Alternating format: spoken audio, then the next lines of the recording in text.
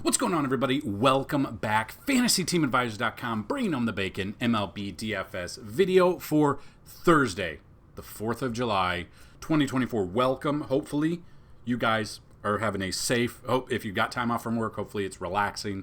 Hopefully, I am here to help you start your day, DFS-wise, before all the festivities start. That's what we're here for. If you've never been here before, we do things a little bit differently. As you can probably already tell by the length of the video, we dig in. So what do I mean by that? What I mean by that is we go through every single game. There are multiple different slates today because there's a couple early games, then you got another early, then you got the main. Like it's a day, and we're going to cover everything. So if you've never been here before, buckle up. You're in for a treat. Hopefully, if you learn something or if you enjoy the format of the show, like the video and subscribe to the channel. We're trying to get to 10,000 YouTube subscribers. Once we hit that 10,000 mark, we are going to give away a one pass for a lifetime pass. $500 lifetime pass to FantasyTeamAdvisors.com. The website is here. Check it out. FTA Plus, it's $10 a week. It's $30 a month. It's $200 for a year or $500 lifetime pass. We do have 2 coupon codes going on right now for the 4th of July. We still have if you want to get $10 off your monthly pass for the first month, click on the monthly pass, normally $29.99. Use the promo code YouTube and get $10 off. Get it for $19.99. Or you can check out the yearly pass, normally $199. If you sign up using the promo code BIRTHDAY, all one word, all capital letters, you'll get $100 off right now. Still 2 coupon codes left. So the video is sponsored. We have an exclusive sponsorship with Outlier. So outlier.bet is the website. Kind of real quick, it's the first sports betting super app. So what they do is they curate all of the best bets, all of the best odds, different websites. They've got all of them. They curate it for you. Now, you can go through, you have different markets, whether or not you want. They've got Fanduel, Prize Picks, Underdog. They've got Caesars, BetMGM, ESPN Bet. They've got it all. So you can come through here, comb through a curated feed of trending picks. So any picks that are trending for whatever sport's going on. Currently, we have MLB and WNBA here, and you can check it out. You can explore the markets, thousands of game lines, player props across leagues to pick. There is a ton of information. So just kind of, I want to show you, we'll look at Wednesday's content because that's what's going on at the moment. But you can just see MLB, WNBA, games, players, teams. You can go to props. You can go whatever you want. You can change it up. You can do different props. So if you want to just go over and you want to change it to over, it's got Jose Ramirez over half a strikeout. So that's 1 strikeout this game. Yesterday's odds was plus 105 on Open and Bet MGM. You can see their last 5, their last 10, their last 20, how many times that has hit. It's all curated. If you weren't to use Outlier and you were just to use just going on your own, you're probably looking at 5 or different sites, to be completely honest with you. So it curates all of the picks, sites, and everything, gives you the best odds in an easy-to-read format. It's got on the website, or you can download it on the App Store right now. The link is in the description to sign up. So if you use that link to sign up and you go through, you get a 7-day free trial on it. If you purchase the monthly pass, so they've got 2 purchases.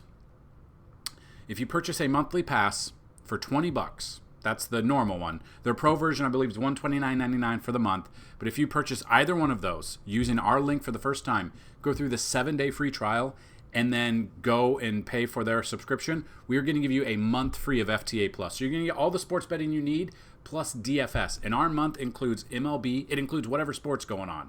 So depending on when you watch this video, it's MLB, NASCAR, MMA, PGA. And then once NFL season comes through, we've got that as well. And we're very excited to partner with them. The NFL tab is coming up. We've got college football, NHL, NBA, men's basketball. Once that is back, we will be rocking and rolling. So again, it's outlier.bet if you want to check it out. And our website, FantasyTeamAdvisors.com. So if you are new to the channel, we have giveaways every single day. 2 easy ways to have giveaways. The first one, like the video, be a subscriber, and leave a comment.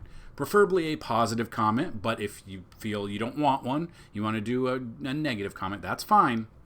You have a chance to win. If the video gets at least 50 likes and you've left a comment, you have a chance to win a free week of FTA Plus. 100 likes on this video is a free month of FTA Plus. 150 likes is a free year, and 200 or more likes on a video is a free lifetime pass worth $500. So all you got to do is like the video up, leave a comment, and you will be in the running. And you can win multiple days in a row. We have had that. We've had people win back-to-back days in a row, and I would not be surprised if we have it again. So we're going to roll those two right now. The second way to do it, like the video, be a subscriber, and somewhere in this video I'm going to give out a keyword. Type that keyword in there as a comment and have a chance at a free week. Now, you could win both of those. We have not had one person win both of them in the same day. Maybe that changes today. Let's get that out of the way before we jump into everything else. So this is just because the video yesterday got at least 50 likes. That's the main criteria. Manny Coelho 4117. Congratulations. I know you have an account on the website, but email me dfshelp1@gmail.com. That's dfshelp1@gmail.com with your username on the website, and we will get you set up with your free pass, all because we got a minimum of 50 likes on yesterday's video. Now, he did have the keyword of Pez in there, but we're going to re-roll it. So it might re-roll here again, and we might see that. So we will see who the winner is. Cam SoFly, you did not have the keyword, but thank you for joining. Thank you for leaving a comment on the video. And the winner is John Cook 6160. Pez is the bomb. So John, all you got to do, like this so I know you saw it, and then email me dfshelp1@gmail.com, and we will get you set up. If you already have an account on the website, let me know. If you don't, let me know a username and email you would like. So that being said, I already talked about this. We have some slates broken up. So we have a 2-game turbo slate here. The weather's a little bit of concern. I'm really not going to play this. I don't know if you guys want me to cover it. Not a lot to like about this slate. We got weather in one game, and then we don't have the best pitching here. To be honest with you, I'm probably going to fade this one completely. You got Jake Irvin coming in. He's actually been decent his past 2 starts at Tampa Bay and at Colorado. Was not against Arizona. He has not faced the Mets this year. This is in Washington if the weather holds up. I do not mind Jake Irvin here at all. So Jake Irvin makes a lot of sense. The problem it gets to is when we get to like the bats. It depends on what you're looking for. But if you don't think Jake Irvin's going to have success, I would look at Francisco Alvarez against him. He hits 325 against righties on the year. Harrison Bader hitting 298, but I believe Bader might have left hurt. Let's see. Oh, that's the wrong one. This one. There's so, yeah, and that you're going to see, there's so many day-to-days that we're going to look at. He hurt his neck. We'll see. A little bit injury prone. If he's in there, he would make some sense. But again, really just depending if he will be in there. You always got to look a little bit at Pete Alonso a little bit and JD Martinez if they're in there. I don't know if they will be. On the flip side of that, Jose Quintana coming in. I don't love him all the time. He's got a 4.57 ERA. Splits-wise, he has not faced Washington this year. On the road, he's got a 5.63 ERA. He's been decent in some of these games, but then he's gotten hit real hard in some of these games. So the Washington bats that jump out. Right off the bat, C.J. Abrams batting 330 against left-handed pitching. I would look at him. Idomaro Vargas batting 288. You got Harold Ramirez if he's in there batting 290. Lane Thomas is probably my number 1 Washington bat at 303 batting average. And then you do have Jacob Young. I don't know if he's going to be in there or not. In 74 at-bats this year against left-handed pitching, hitting 311 with 1 home run and 7 RBI. So not huge, but he does see the ball well against lefties. So that's what I would look at in this game. Not a ton. And then we get to the St. Louis-Pittsburgh game. Weather might be a concern. I'm a little bit scared of that. We got Martin Perez coming in, 5.28 ERA. At home, he's got a 4.55. He's not faced St. Louis this year. Really has not had a good start since April 27th, where he had 17.9. I mean, in theory, he could do well. But again, and this is what I'll tell you. This is why I think we are a better DFS channel here on YouTube than you might be used to. The videos are longer. We go in more depth, and I will let you know when I'm wrong. I'm going to let you know right now, I want nothing to do with Martin Perez. Now, if he comes through and absolutely dominates the Cardinals somehow, then you can come in and you can call me names if you want. Me, I'm not using him. I'm using the St. Louis bats. The bats that I would jump out to and look at here against left-handed pitching, Wilson Contreras, batting 333, only 27 at-bats against lefties, but does have 2 home runs on the year. You do have Paul Goldschmidt. He's only got, it's kind of wild, only 1 home run this year, but a 269 batting average. Matt Carpenter, it's a 357 batting average, but he's only got 14 at-bats, so it's very skewed. I completely understand that. But we look at this. I do not mind a Cardinal stack of some sort. Mason Wynn makes sense. Goldie makes a little bit of sense. Arenado only has 2 home runs against lefties. Depending on what lineup comes out, now we should know the lineup pretty early because this is a very early game. That's what I would look at. I would not be looking at pitching in this one. We got Andre Palante here. We did use him in his last start as a very cheap option, or a cheaper option, I should say. He was 7,700. Came through against Cincy, 5.1 innings, got the W, 21.2 fantasy points, 5 strikeouts, but they pulled him. He did have 88 pitches, so he wasn't like the most efficient pitcher out there, but he got the job done when needed.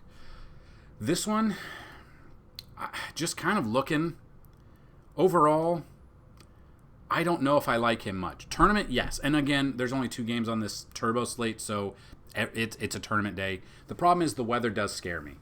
So if I'm not using pitching in this one, but you have to use pitching somewhere. If I weren't to use Andre here, I would look at O'Neal Cruz batting 280 against right-handed pitching with 10 home runs. Andrew McCutchen batting 246 with 9 home runs. Brian Reynolds 272 with 9 home runs. Those would probably be the bats that I would look at in this one. So I don't love this slate. I'm not going to lie. Jake Irvin's my number 1. Payante, however you say his name, probably number 2, and those are the 2 highest pitchers. Not the best slate. I'm not going to lie. I'm probably not playing this slate at all. Probably won't even sports bet either. But then we move into the early slate. So it's an early slate with 7 games. It starts with the Yankees versus we got Frankie Montas facing his old team versus Marcus Stroman. Now, Marcus Stroman had an outburst. It's been addressed. It was a huge deal. Frankie Montas, we know, has not had success against did not have success for the Yankees. He was out most of last year up until like the last couple of games. They obviously missed the playoffs. Then they pitched him, I think, their last game of the year. So we dig in a little bit. We look at this pitching-wise. We do have him down here lowest. Game logs, he's been okay. Like 6,500, he is a cheap price. If you could get the strikeouts in there, he could be a sneaky option against a Yankees team that, outside of Aaron Judge and Juan Soto, they aren't hitting very well. So we could look at those guys. Frankie Montas for tournaments, I'm okay with because the Yankees have been kind of trash overall. But basically, against starting pitching lately, outside of Judge and Soto, the Yankees' bats have gone silent. And then the bullpen comes in and they make a little bit of fight back, but they don't win the game. It seems like the trend basically last month or so. Montas at his price, I'm okay with, but I don't love. He's still on the road, has a 4.33 ERA, has given up 6 home runs, 20 walks, and 29 Ks. It is an absurd amount of walks, double the amount of walks that he does at home for whatever reason. So if I am looking at Yankees bats here, obviously the top 2 are Judge and Soto. Those are going to be the most expensive. I completely get that. But we look at if there's no real BVP. We've got Jose Trevino. I think he's 4 for 5, or 3 for 5 with a home run and 4 RBIs with a 1.800 OPS. So he's the only one that's seen anything. So you get into the numbers here. Ben Rice could be a cheap first base option here. In 25 at-bats against righties, he's hitting 360. Doesn't have a home run yet, but he's getting close. He's at home. He could use that porch here. I think we could see Ben Rice's first home run of his career here. Trevino makes a little bit of sense as a cheap catching option, but it might not be him. It might be Austin Wells in this game because Wells didn't play yesterday. Judge, Soto make the most sense. Verdugo has some great numbers against righties, 259 with 7 home runs, 731 OPS. And then Volpe has looked bad lately. That's true. But if I'm making a stack around there, I think you got to get Volpe in there. If somehow Glaber's in this lineup again, he's actually been heating up more than he's not this year. So you could be looking at Volpe too to make a full stack. Then we got Stroman. Very up and down this year. So we look at him. 3.39 ERA. It's a very respectable ERA. He's got 70 Ks, 7-3 record. Splits-wise, at home, he's actually been worse at home, is the thing. 4.11 ERA. Giving up 10 home runs at home. It is a ballpark that gives up home runs. Coming off not a good start against Toronto. They ended up winning that game 16-5. Did not have his best stuff. Went 4.1 innings, 3 earned runs, only 3 Ks, 88 pitches. If he's on, he's getting about right around 95 to 100 pitches, so we kind of feel that. He has a great matchup here against Cincy. He just has not been that good at home. So if we were to take that and we were to look at Cincinnati bats against Stroman, because Stroman was with the Cubs, so some of them may have seen him a little bit. Like Candelario's got 1 home run against him, batting .333 and 12 at-bats, so not much. Luke Mailey's 1 for 1. Will Benson, 500 batting average. So there's not like a lot of history between these guys. But if we are looking at Cincinnati bats that make sense and have success this year against right-handed pitching, you've got Ellie De La Cruz has 11 home runs against right-handed pitching, 256 batting average, 29 RBIs. Jonathan India batting .261 this year, 4 home runs, 27 RBIs.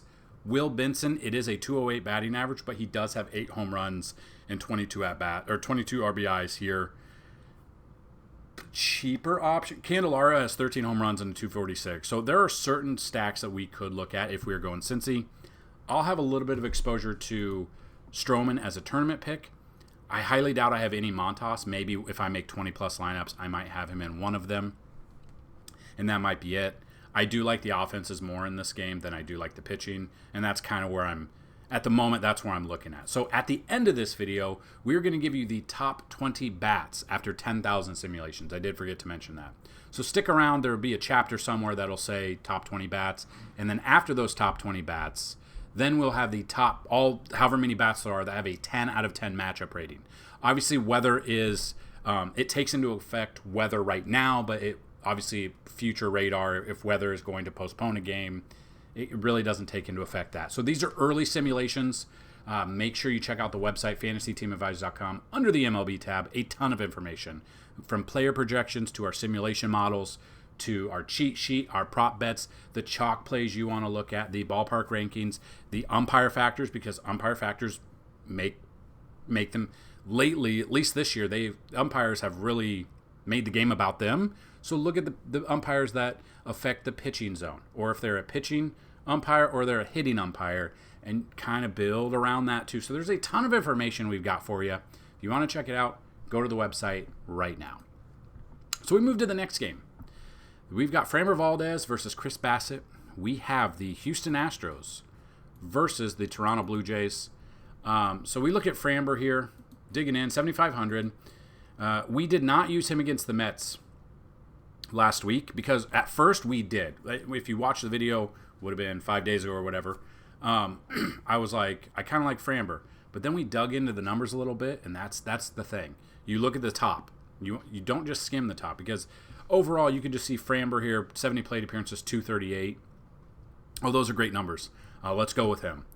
Not necessary, because you got .7 against the Mets, because we looked and the Mets hit lefties well this year. Baltimore, probably, I don't remember. We were probably against him last year, or when he was going in that game, 27 fantasy points. They have dropped his price down, though. He's already faced, and this is the thing, he's already faced Toronto once this year. 7.2 innings, no hits allowed, 5 strikeouts, 23.1 fantasy points, did not get the W. Now, we look at this when that was basically the start of the season. They lost 2-1. So he gave up the runs and he just had no run support, and that's when the Astros were bad. Tournament-wise, I do not mind him because he's already had success against them before. But that's when you dig in and then you see his splits. He's worse on the road, 454 compared to 371 at home. He's only averaging 15.6, was not even 2 times, well, not 2.5 times value, which you're looking for. Basically, you need about 20 fantasy points out of them. Personally, I'm probably off Framber. Could he throw a no-hitter? I guess he could, but I will not be on him today. Then you got Chris Bassett, 3.24 ERA. Already faced them once this year. Got the loss in that game. Only lasted 4.1 innings, 4 earned runs, 1 home run in that game, .6 fantasy points. And that must have been the day after the other game. They lost 8-0. So he came through. Game log, he had a great game against the Yankees, struck out 8. That is an outlier there. Speaking of outlier, outlier.bet, go check them out. I'm probably, tournament-wise, maybe. Because if we look, I'm probably looking at Bassett for a tournament-only pick. I'm not looking at Framber Valdez at all. But if we're looking at hits in this game, which batters do you want to look at? So the Astros bats, that makes sense. Bregman batting .266 against righties, 7 home runs. You got Yordan batting .272 with 14 home runs. John Singleton could be a cheap first base option. .250 batting average with 5 home runs. I don't mind those guys. We do have Altuve, 10 home runs, 30 RBIs, batting .294 against righties. So those all make sense for an Astro stack. But Toronto against Framber, you could look at this. I mean, there's not a huge, like Bo Bichette batting .308 in 13 at-bats with a home run, but he's looked terrible this year. But if we dig in to see which Toronto bats have had success against lefties this year, Ernie Clement could be a very cheap option. 59 at-bats, .322 batting average, 2 home runs on the year, and he is 2,800. So he'd be a under-owned stack for Toronto if you're looking for him. Justin Turner's batting .310 against lefties this year with 1 home run. A little bit low on the home runs, but there's 2. Like, those are cheap options there. Vladdy, 3 home runs, .281 batting average. If Vladdy is in there, I do not mind him whatsoever. I'm okay with Vladdy too. I mean, you do have George Springer. The problem is he's normally good against lefties, but this year batting .175. He doesn't have it right now. Danny Jansen might be one that we look at if he's in there. He might be in there today against a lefty over Alejandro Kirk. That would be another one I'd look at. So Bassett for tournaments, I'm probably off Framber today. I just have a gut feeling. I don't like it. Maybe I'm wrong. Don't let me sway you too much, but that's my thought in this game. Then we get the Tigers of the Twins, Maeda versus his former team against Bailey Ober. So you got Kenta Maeda down here, 6,300. He has a 5.76 ERA. Away games, he's 8.53. He's already faced the Twins once this year. Did go 6 innings with 1 earned run and 5 Ks. I do not trust that. I do not trust that at all. He has been very bad all year. I'm not going with him. But then you got Bailey Ober. We've used him multiple times. Splits-wise, he's faced Detroit twice this year already. 12 innings pitched, 1 earned run in those 2 games, averaging 21.7 fantasy points. I do not mind him at all. Bailey Ober for tournaments, I'm okay with. I think I'd rather... I'm not using the Detroit bats at all. I'm fading the Detroit bats. I'm fading Kenta Maeda. I'm looking at Minnesota Twins bats to see. I mean, 2 home runs. Manny Margot has 1 against him. Christian Vasquez has 1. But if we look at which batters had success, Carlos Correa batting .313 with 6 home runs against righties. I would look at him. Jose Miranda is another one that I would look at for a stack there. So those are my top 2 bats for Minnesota. I'm looking at a third one. I'm probably looking at Trevor Larnach, .256 batting average against righties. That's what I'm looking at. I do like Bailey Ober, and I do like the Minnesota bats. You could look at Byron Buxton a little bit, or Willie Castro.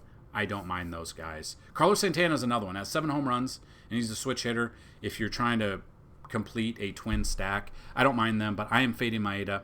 I am fading the Tigers bats 100%.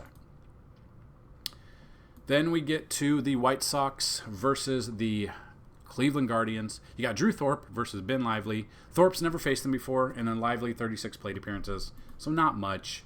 But we do have, let's see.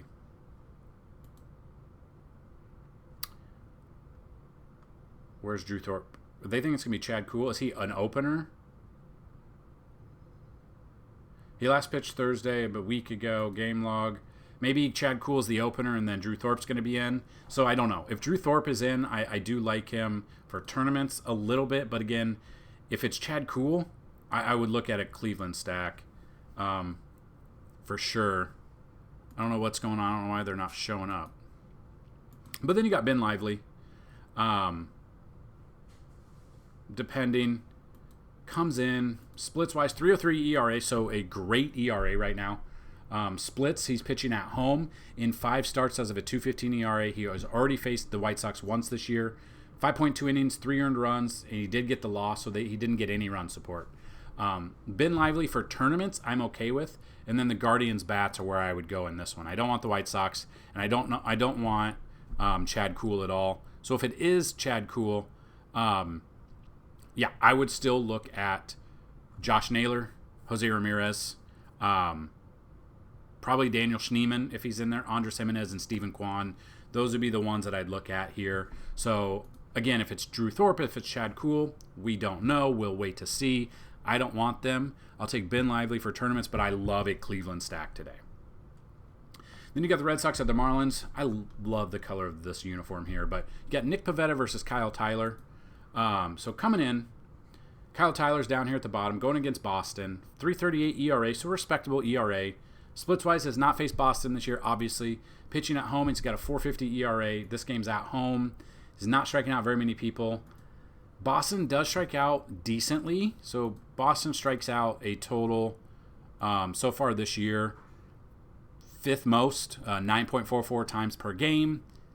But he's not striking very many people out. So Tyler for tournament because Boston strikes out the 5th most, maybe. But I'm fading him.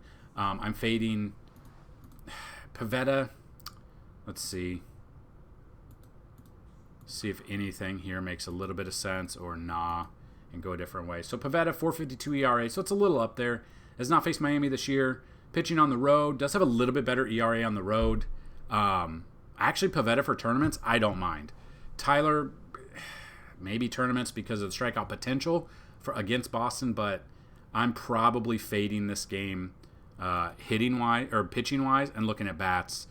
Devers, I would look at Devers. If we're looking at a Boston stack, Devers with 15 home runs against righties, I would look at him. Tyler O'Neill with 10 home runs against righties, I would look at him if he's in the game. I would look at David Hamilton. If he doesn't hit a home run, he gets on base and steals bases. Those are fantasy points we can use.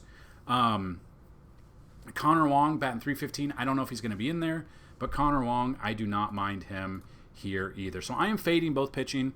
I'm not looking at the Marlins bats. I'm looking at the Boston bats. That's probably where I go in this game. Then we got the Phillies at the Cubs. You got Christopher Sanchez versus Jameson Taillon in Chicago, the Windy City. So the wind probably will play a factor in this game today. It's definitely something you want to pay attention to.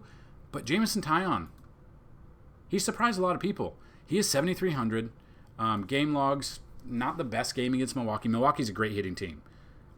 Philly's a great hitting team too, but obviously they're missing a couple of key components in that cog of a machine. But, I mean, against the Mets, he had 10 strikeouts, 34.2. He has not faced Philly this year, and he's pitching at home. Does have a little bit better ERA at home, 2.98. Taillon for tournaments, I'm okay with. I'm not using him in cash. Little bit scared because we know that Philly can hit. They are a really good hitting team when they're on. If we're not going Taillon and you want to look at some Philly bats that make sense, Alec Boehm batting 323 with 7 home runs against righties. If the wind is blowing out for us, I don't mind Boehm at all. Trey Turner batting 341 with 4 home runs. Would not be surprised if he dominates. Brandon Marsh batting 298 with 7 home runs. Like Taillon for tournaments, I'm okay, but I think I'm going to go with a Philly stack with the bats we mentioned. If you want to even it out for 5, it depends. Castellanos against one of his former teams, I'm okay with. Bryson Stott, I don't mind. I don't love Bryson Stott today, but I don't mind him in this setting here. So, Christopher Sanchez, on the other hand, he's been one of the most surprising pitchers of the year. Got a 2.41 ERA. Pitching on the road, he's got a better ERA on the road, 1.35.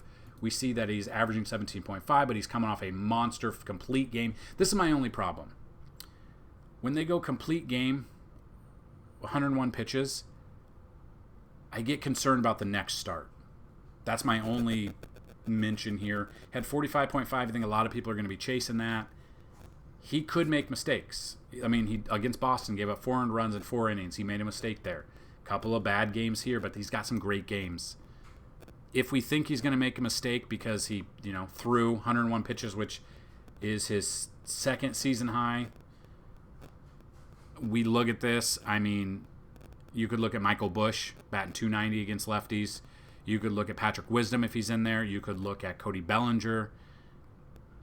You could look at... That's basically it. Like, I do like Sanchez. I'm just a little bit scared that he might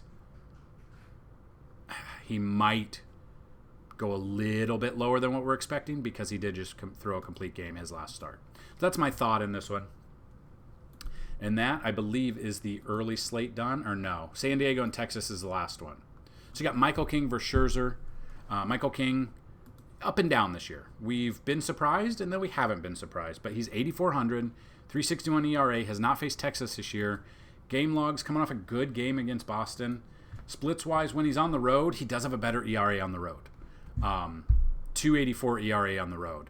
The problem is Texas lefties, they can hit right-handed pitching quite well. And we've used them a ton this year. So Texas bats, none have really seen Michael King much, but like Corey Seager, if he's in there, has got 11 home runs against righties. You've got Adolis Garcia batting 216, but has 12 home runs against righties. Michael King for tournaments, I don't mind. I might fade Texas bats, though. Might be a little bit, I know that sounds kind of weird, but that might be the way to go here. No Michael King. And then you got Scherzer on the other hand. Never know what we're going to get. 8,800. This will be his third start of the year. Didn't really do much against... I mean, he didn't give up much against Baltimore, but the strikeouts were low at 4. I just don't think, The Padres are the team that strikes out the least amount of any game. His strikeouts have been kind of low. He's so high-priced. Might be sneaky to do a sort of San Diego stack here. Like Luis Ariz batting over 300 against lefties or against righties. I would look at that. Cronenworth batting 279 with 11 bombs. I would look at him. Machado, Ha-Sung Kim, Jackson Merrill. Like, I don't mind. I think we know that Scherzer's good when he's on. He's up there in age. The strikeouts have been low in his 2 starts. He's only gone 5 innings. I don't know if he's on some sort of pitch count, but he had 57 one game, 77 his second game. Maybe he goes up to 90. But San Diego can hit. So I might be fading pitching in this one and going with, you could go King for tournaments and then the Padres as a stack there. That is the final game of this early slate here. Now we have a little 2-game afternoon slate, at least on DraftKings anyway. Got the Angels at Oakland and then Baltimore at Seattle. You got Roansy Contreras here against Oakland. Problem is he has not gone deep into games. He's basically an opener. I mean, he's not an opener, but he's not going deep into games. Splits-wise, doesn't make any sense to... I mean, 14 games pitched. He started 1 game so far. Obviously got, I believe, DFA'd earlier. He's already faced Oakland twice this year. 5 innings pitched, 1 earned run. I don't trust that. I don't. He's not going to go deep into games enough to pay up for his price. So I'm off Contreras. If we're looking at bats in this one and you want to look at Oakland bats against him, I mean, they haven't really seen much, but McCann is batting 300 against righties. You could look at Max Schumann if he's in there. JJ Bleday. You could look at Brent Rooker. I don't mind. I don't know if I'll be playing this slate here. And then Oakland, JP Sears against LA. I want nothing to do with JP Sears. Love Brandon Drury if he's in there against him. Kevin Pillar mashes lefties if Kevin Pillar is in there. I don't mind him. Taylor Ward's another one. Taylor Ward against left-handed pitching in 57 at-bats this year, batting 368. Kevin Pillar batting 386 with 3 bombs. Joe Adele batting 250 with 6 home runs. Zach Neto batting 413. Luis Rengifo 380. It could be, if you want to get crazy, and again, there's only 4 pitchers. Basically, you're looking at Burns and Miller. And then I think multiple different LA stacks in this one could be the way to go here. I do not mind that whatsoever. That would be my thought in this one. Then Burns versus Miller is the next one. Burns is the most expensive, but Seattle strikes out the most out of any team this year. He's already faced them once this year, had 11 strikeouts in that game, 32.7. Go Corbin Burns. Yeah, go Corbin Burns, no Seattle bats. And then Miller. He's already faced Baltimore once this year, 5.1 innings, 4 earned runs, only 1 strikeout. Probably not looking at, like, that's the thing though. Who else would you go with? Contreras and Burns, I guess. But if we look at this matchup detail here, Corbin Burns is my number one in this one. I don't think that's a surprise. And then if we look at any bats that have had success, Gunnar Henderson, if we're looking at Baltimore bats, Gunnar Henderson would be one. Ryan O'Hearn would be number two. Santander would be my third choice. Jordan Westberg would be my fourth. And if you're looking for a fifth, Cedric Mullins would be a cheap Baltimore stack there. Don't love this slate here. Again, it's 2 games, not a ton to go over. So that's kind of what we got. Not using Sears, probably not using Miller. I'm using Burns and Roansy, but he's that's the problem though. Roansy is not going deep into game, so maybe they push him in deep into game because there's nobody else. That's the problem with this little slate. Don't know if I'll play it, but if I do, Baltimore's my number 1 stack. LA's my number 2 stack. Corbin Burns is my number 1. Then we got 3 night games. Giants at the Braves, Tampa Bay at the Royals, Milwaukee at the Rockies. Well, actually, one of these isn't. Tampa Bay, Milwaukee, Arizona. So this game's not here, right? No, it is. This game's not here. It's a weird time. So Logan Webb versus Charlie Morton. So we can't play this unless you're playing the all-day slate on FanDuel, which I highly suggest don't do. So we're gonna fade this game and not look at it. Logan Webb, if we are looking at it, I would look at Logan Webb. But the bats really don't do anything for me in this game. So now we got the Rays at the Royals. This is the night slate, 3 games, and that's it. Let's check it out. So we've got Zach Eflin versus Alec Marsh. Eflin coming in 7,200, 3.92 ERA, has not faced Kansas City this year. 25.9 is what he's coming off of against Washington. But we know this. Kansas City is a great hitting team. That's the problem. Kansas City's a very good hitting team this year. Eflin, he's up there. Splits on the road, a 5.01 ERA. So he's not good on the road. That's what scares me. I'm probably looking at Kansas City as a stack. Bobby Witt Jr. and Salvador Perez are your top 2. If you're ever going with a San Diego or a Kansas City stack, you're going those 2. A cheap option that might be in there is Garrett Hampson. Be a cheap option. Batting 286 against right-handed pitching this year. I would look at Michael Massey. I don't mind Michael Massey, and I don't mind Vinny Pasquantino in this one either. So I do like Kansas City. I'm not using Eflin. I do like Kansas City as a stack, the ones we talked about. I do not like Tampa Bay normally, but we look at Alec Marsh, 4.19 ERA, has not faced Tampa Bay this year. At home, he does have a little bit better ERA, but game logs, Cleveland did decent, didn't do decent in a couple of games. The way Tampa Bay is gone, though, I might look at Alec Marsh. I might look at Alec Marsh a little bit for tournaments. I don't really like any of the Tampa Bay bats. I'm probably fading those bats. So in this game, I would look at Marsh for tournaments. I'm not looking at Eflin, and I would look at Kansas City as bats. And the keyword of the day, boba. I've never had boba tea before, but I had it, and it's not bad. Never had it before. Pretty good. 10 of 10. 8 of 10, I'd say. I'd recommend. Then we've got the Brewers at the Rockies. Again, we're in Coors. Everything's going to be up there. You're going to be spending a ton of money on these batters and not these pitchers. Myers versus Cal Quantrill. So we look at, they're both down here. Quantrill, 3.78 ERA. His ERA at home is 4.05. I don't trust him enough. I would look at Milwaukee bats here. Any ones that jump out against him? No, he really hasn't seen them. But the Milwaukee bats that have success against right-handed pitching, especially in Coors, you've got Joey Ortiz batting 291. You've got Bryce Terang, 289. Jackson Chourio, 269 with 8 home runs. Rhys Hoskins, 236, but he has 9 home runs against righties. William Contreras obviously makes sense as well. So I do not mind. Christian Yelich is batting 338, but all these guys are going to be very expensive. If you want to build a Milwaukee stack, maybe look at a little bit of Garrett Mitchell. Obviously, made his debut a couple of games ago. Doesn't have a ton of at-bats under his belt. Don't even know if he's going to be in this, but I would look at Milwaukee as a stack there. And then Myers, 3.26 ERA. Away, he's been better, 1.93. But again, this is Coors. Anything can happen. But Colorado's a bad team. That's the thing. At 6,500, I do not mind Myers, but I think he's a tournament-only pick. just because, again, it is Coors Field, and I'm scared to use that. I'm not really looking at Colorado bats, but if we think Tobias Myers isn't going to do well, I mean, obviously there's always Ryan McMahon and Brendan Rodgers, but a cheap option might be Jake Cave if he's in there.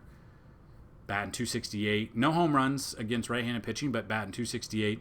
Ezekiel Tovar has 7 home runs against righties this year with a 278 batting average.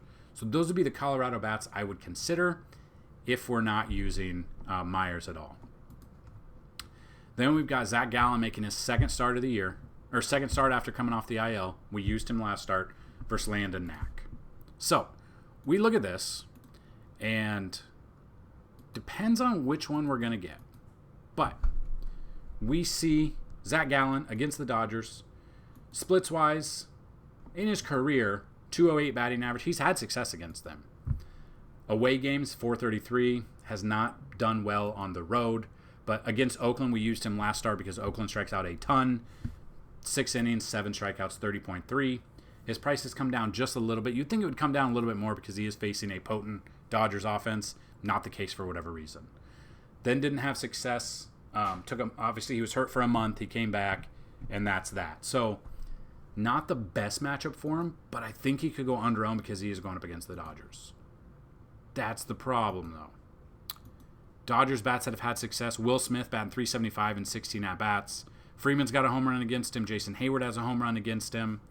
But not a ton of success there. Zach Gallen for tournaments, I don't mind him. Landon Knack coming in, 8,208 ERA. Has already faced Arizona once this year. Went 5 innings. 1 earned run. The strikeouts were low, though. That's the problem. Landon Knack, I'm okay with. But if we're looking at Arizona bats, Jock Peterson has 10 home runs, batting 292 against right-handed pitching. You've got Kevin Newman batting 274 with a home run. Gabriel Moreno coming off the IL, 232 with 3 home runs. Corbin Carroll batting 213, not a ton. Christian Walker, normally, if we didn't dig into numbers, I'd be like Christian Walker against a lefty I love. But he's actually better against righties. Christian Walker against righties, 253 batting average with 15 home runs. So if we're not using Landon Knack, those would be the bats that I would use for Arizona. And that's it. Those are all 15 games, all the different slates that DraftKings has. Yes, you can use them on FanDuel. The only difference is I usually play just on DraftKings, and it's an easier layout to look at. I like the matchups better. It's more appealing to me. But you can still use them on FanDuel. If you are looking for FanDuel information, we have FanDuel and DraftKings information on the website under every single tab. So we're not only a DraftKings, we do both. I wanted to make that known. So we are going to go over the top. I did forget to mention, in the description of this video is the Discord link. So get in the Discord, go back and forth. We give core plays, we give stacks, we go back and forth if people have questions. We also go so far as to show sports bets. People show their winnings. People help each other out. It's people helping people there. And that's what we love. That's the kind of community we're trying to build there. But now, you want to look at the top 20 bats after 10,000 simulations. Paper, pen, whatever you need. Let's dig in. Let's go right now. Number 1, Jose Ramirez. Number 2 is Alec Burleson. 3, Josh Lowe.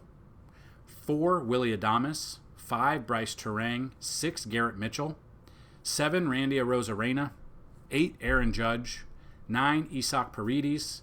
10, Josh Naylor. 11, Stephen Kwan. 12, Jarren Duran. 13, Paul Goldschmidt. 14, Ryan McMahon. 15, William Contreras. 16, J.J. Bleday. 17, Brandon Lau. 18, Christian Yelich. 19, Juan Soto. And number 20, Shohei Ohtani. It's wild because Ohtani was number 1 yesterday, and now he's number 20 today. It's just, that's DFS in a nutshell. And then all of the bats that have a 10 out of 10 matchup rating. Not as many as the other day where we had 31, but there's a few. Jose Ramirez is number 1. Number 2 is Alec Burleson. 3, Randy Arozarena. 4, Isaac Paredes. 5, Stephen Kwan. 6, Paul Goldschmidt. 7, J.J. Bleday. 8, Juan Soto. 9, Andrew McCutchen. 10, Carlos Santana. 11, Brian Reynolds. 12, Taylor Ward. 13, Brendan Donovan. 14, Nolan Arenado. 15, Joe Adell. 16, Connor Joe. 17, Justin Turner. And number 18 is Alejandro Kirk, if he's in there. If it's not him, I honestly don't mind Danny Jansen at the bottom there too. So it really depends on the catcher that's going to start. So Thursdays are kind of like Sundays. Sometimes we'll see the majority of starting catchers sit on a Thursday because for whatever reason, maybe night game, day game after night game, whatever it is, and we'll see backup catchers a little bit more often than we would Monday, Tuesday, Wednesday, Friday, or Saturday. So that's what we've got. Yes, it is a long video. I get it. My throat's tired. You might be tired of hearing me, but we are giving you as much information as we possibly can, helping you build those winning lineups, helping you change your strategy in DFS, hopefully helping make you a better DFS player. And if you need a little bit more help, go check out the website. Go sign up FTA Plus. Go check out everything we have to offer. That's what I've got today. Good luck, and as always, let's bring up some bacon. Peace.